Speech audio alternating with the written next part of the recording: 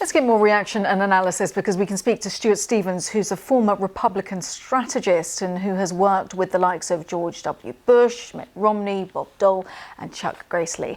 But now you're a consultant for the Lincoln Project. It's an organisation that has been working to prevent the re-election of Donald Trump.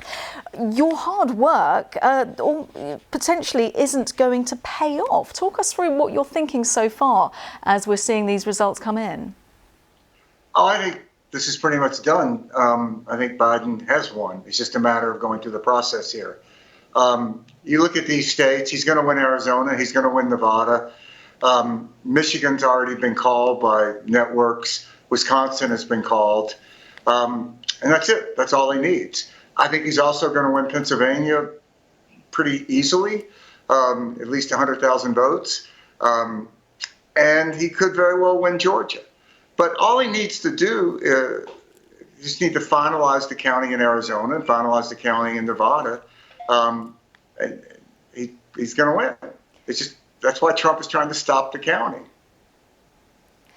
Given that with the pandemic, the United States is so reliant on mail-in votes, mail-in ballots, the result is taking much, much longer. But even so, are you surprised that it's still so tight? Well, beating an incumbent president is very difficult. It's quite an achievement, I think, that Biden is going to pull off here. There were efforts made by Republicans to make this process slower. In some of these states, they went to court so that the mail-in ballots couldn't be counted in advance, which has slowed this process tremendously.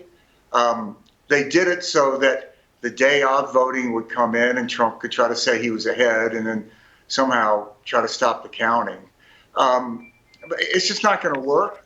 In these states, there's Democratic governors, Democratic attorney generals, and they're not going to allow the process to be denied. But regardless, do you not fear that people are just simply underestimating how popular Donald Trump is? Well, I think he's about to lose by maybe 10 million votes. In our crazy system, it's about the Electoral College. In any other system, this election would have been over last night. Joe Biden is getting more votes than any presidential candidate has in history. So I think he is going to lose. And I think it's not going to be that close once the votes are finally counted. So you reckon it could be as much as 10 million? Yes. Yeah, it could. If you look back what happened in 2016, it took a long time to get all the votes in. And Hillary Clinton started out about 1 million votes ahead and ended up about 3 million votes ahead.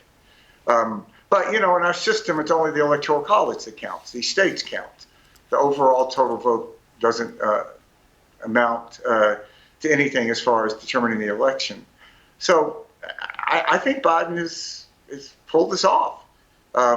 He flipped Arizona, that went for Trump. He flipped Michigan, which went for Trump. He flipped Wisconsin, which went for Trump. I think he's going to flip Pennsylvania, which went for Trump. And if he won in Georgia, that would be quite extraordinary. Fascinating to speak to you, Stuart Stevens. We're going to have to leave it there, but we'll come back to you as and when we get the final tally. But for the time being, thank you so much for speaking to us here on BBC News.